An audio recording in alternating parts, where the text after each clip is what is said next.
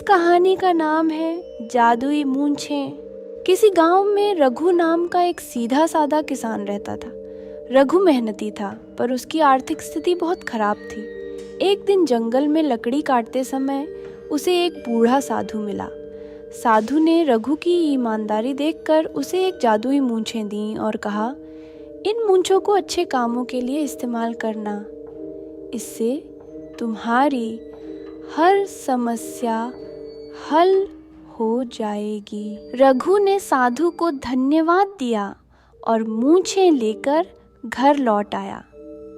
जब उसे भूख लगी और घर में खाने के लिए कुछ नहीं था, तो उसने जादुई मूंछों से कहा, मुझे खाना चाहिए। अचानक उसके सामने स्वादिष्ट भोजन आ गया।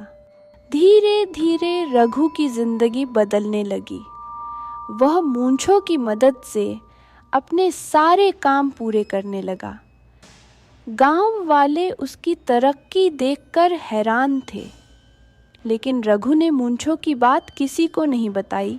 एक दिन गांव का एक लालची जमींदार रघु के घर आया और उसकी तरक्की का राज जानने की कोशिश करने लगा।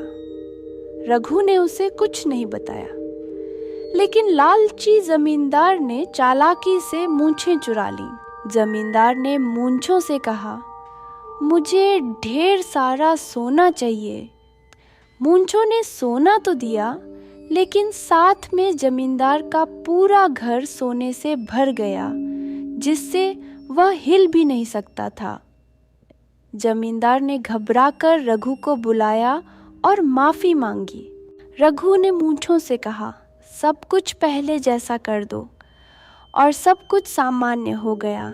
रघु ने जमींदार को समझाया कि जादू का सही इस्तेमाल ही उसका असली उद्देश्य है। इसके बाद रघु ने मूंछों का उपयोग सिर्फ दूसरों की मदद करने के लिए किया। धीरे धीरे पूरा गांव खुशहाल हो गया।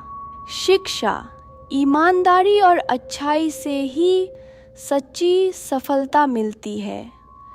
जादू या ताकत का इस्तेमाल हमेशा भलाई के लिए करना चाहिए। कैसी लगी ये कहानी? ऐसी कहानी देखने के लिए लाइक एंड सब्सक्राइब कीजिए।